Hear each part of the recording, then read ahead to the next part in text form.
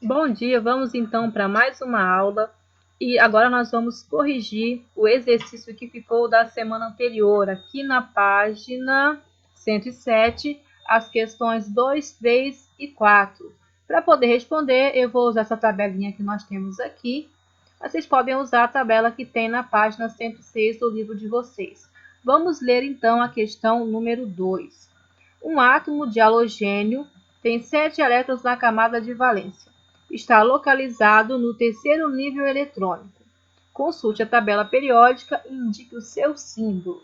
Vamos lá então. Se ele é um halogênio, ele é da família 7A, porque a família 7A, grupo 17, também é conhecida como a família dos halogênios. Então, eu vou vir aqui, ó. Então, esse meu elemento, ele está nesse grupo 17 aqui. E aí me disse que este elemento ele está no terceiro nível eletrônico. Então, o nível eletrônico ele indica o período. Então, ó, o nosso elemento químico está no terceiro período da família 17. Então, se eu olhar aqui, ó, o terceiro período vai ser bem aqui. E essa é a família 17. Então, o nosso elemento aqui é o cloro. Pede para indicar o símbolo, então seria o Cl. Vamos agora para a questão 3. A que grupo da classificação periódica pertencem os elementos cujos números atômicos apresentam 2 unidades a menos que os gases nobres do mesmo período? Tá, gases nobres estão aqui, né? São a nossa família 8A, ou grupo 18, estão bem aqui. E aí ele quer saber qual é a família que tem 2 unidades a menos do que os gases nobres. Se os gases nobres têm 8 na última camada, quem vai ter 2 a menos vai ter 6. Então, se aqui eu tenho os gases nobres na família 8, a família que tem 2 unidades a menos é a família 6A, ou família dos calcogênios. Então, a resposta aqui da nossa questão 3, né, que é saber a que grupo de classificação periódica pertence os elementos cujos números atômicos apresentam 2 unidades a menos, são então os calcogênios. O neônio, se eu olhar na tabela periódica completa, ele tem número atômico 10. O oxigênio tem número atômico 8, são 2 unidades a menos, então nossa resposta aqui seria a família dos calcogênios. Vamos agora para a questão 4. Qual é o número atômico de um elemento pertencente ao? Então, vamos lá. Nós temos aqui vários grupos e vamos olhar, então. A letra A, grupo 1, quarto período. Vou vir aqui e vou achar o grupo 1. Ó. Grupo 1 ou família 1A. Tá bem aqui. O quarto período. Eu venho aqui do lado. São esses númerozinhos aqui. Ó. Família 1A, quarto período. Eu tenho o potássio, né? O símbolo do K. Grupo 17, segundo período. O grupo 17, ele está bem aqui, certo? Então, o segundo período do grupo 17, eu vou olhar aqui, ó. O segundo período está bem aqui, então vai ser o meu flúor. Então, que eu vou ter aqui como elemento lá do grupo 17, que está no segundo período. E a letra C traz o grupo 18, o quarto período. Aqui nós temos, então, o grupo 18, e eu vou olhar o quarto período bem aqui, ó. Grupo 18, quarto período, nós temos o Kr, que é o criptônio. Então, ó, 1, 2, 3, 4. Nós temos que lembrar que esses elementos, essas famílias aqui, da família 2 até a família 7, nós não temos elementos químicos do primeiro período. Então, se eu não tenho elementos químicos do primeiro período, eu começo a contar aqui como sendo segundo período. Então, eu conto aqui, ó, 1, 2, 3, 4. Então, a resposta aqui da letra C seria, então, o criptônio. Então, a letra A é o potássio, a letra B é o flúor e a letra C, então, é o criptônio.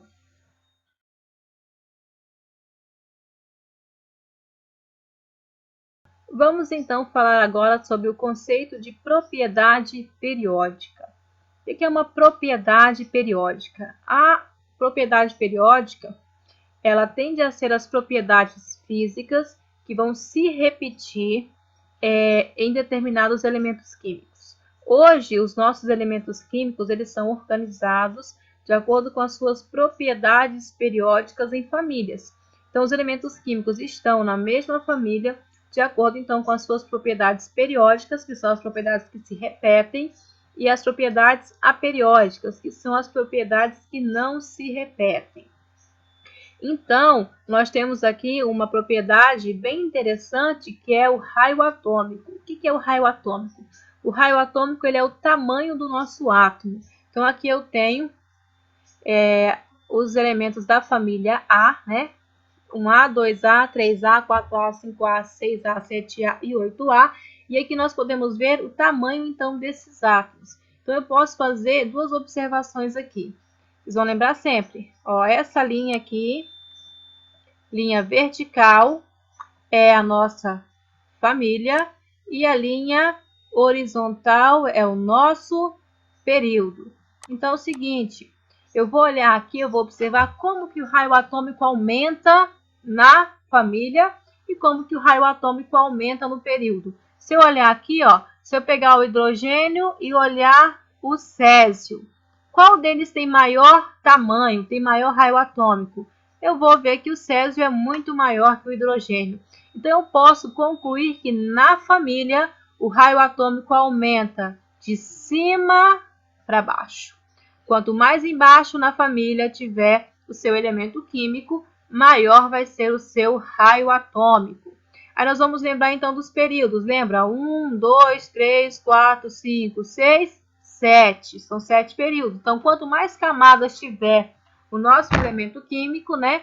Mais então maior vai ser o seu tamanho.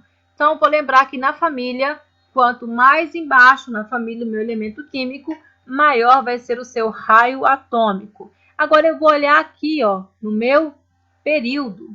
Então, eu posso observar aqui que se eu olho aqui, ó, do lado, no meu lado, né? No caso, esse é o meu lado esquerdo. E aqui é o meu lado direito. Então, se eu olho aqui, na tabela periódica, os elementos químicos têm o seu raio atômico diminuído da esquerda para a direita. Quanto mais à direita na tabela periódica, menor é o tamanho do átomo. Quanto mais à esquerda na tabela periódica, então, maior é o tamanho do nosso átomo. Então, eu posso concluir quem é o elemento químico que tem maior raio atômico na tabela periódica, aquele que está mais embaixo e mais à esquerda. No caso, o elemento químico com maior raio atômico na tabela periódica da família A é o césio. Agora, nós vamos falar de dois grandes grupos muito importantes na tabela periódica, os metais e os não metais ou ametais. Então, nós podemos separar esses dois grandes grupos de uma maneira bem simples, usando uma característica que é a condutibilidade elétrica e a condutibilidade térmica. Eu tenho elementos químicos que conduzem energia, que conduzem calor, e eu tenho elementos químicos que não conduzem energia e não conduzem calor. Claro que os metais e não metais, eles têm outras características também, mas a principal delas é essa condução ou não da corrente elétrica. Então, a tabela de vocês da página 106, ela traz os elementos químicos em duas cores. Eu tenho os elementos químicos lá alaranjados e eu tenho os elementos químicos verdinhos, para ficar mais fácil de vocês identificarem quem é metal e quem não é metal. Então, esse pessoal de laranja na tabela periódica, na página 106, eles são os nossos metais. E o pessoal de verdinho, eles são, então, os nossos não metais. Então, vamos aqui para as características, então, dos nossos metais e dos nossos ametais ou não metais. Como eu disse para vocês, está aqui, ó. A primeira característica dos metais são bons condutores de eletricidade. Então, por isso são usados em fios elétricos, geralmente de cobre, e cobertos por plástico. Porque o plástico, nós vamos ver que ele é um ametal, né? Ele funciona como isolante elétrico. E aí nós temos uma outra característica muito importante dos metais. Todo metal ele tem um brilho, uma cor característica. Por exemplo, o ouro é dourado. A prata é prateada, ela reluz, ela reflete. O cobre tem uma cor meio avermelhada. Então, nós vamos ver que os os não metais, eles não têm essa cor, esse brilho, né? Esse brilho, ele é exclusivo dos metais. Outra característica muito interessante dos nossos metais. Metais são bons condutores de calor. E como eles são bons condutores de calor, as nossas panelas, os nossos ferros, fornos, são todos feitos, então, de metais. E uma outra característica muito importante aqui, apresentam baixa energia de ionização. Ou seja, o que é energia de ionização? A energia necessária para poder perder um elétron. Então, nós vamos ver lá nas ligações químicas que a energia de ionização está ligada com as ligações químicas. Os metais vão tender a doar elétrons, porque eles têm baixa energia de ionização, e os ametais ou não metais tendem a receber elétrons, porque eles têm uma alta energia de ionização. Tem uma outra característica que não tem aqui, mas que é bem interessante, que é a flexibilidade. Os metais, eles são flexíveis, né? Eu posso pegar um fio, né, de cobre, eu posso flexibilizar ele não vai se romper. Agora, se eu tentar pegar uma coisa que é de plástico, que é feita de um metal, e eu tentar flexibilizar, por exemplo, uma caneta, essa caneta vai se quebrar. Então, nós temos uma outra característica interessante. Os metais são flexíveis, enquanto os ametais, eles são mais quebradiços, né? Eles são inflexíveis. Agora, nós vamos ver, então, as características dos ametais.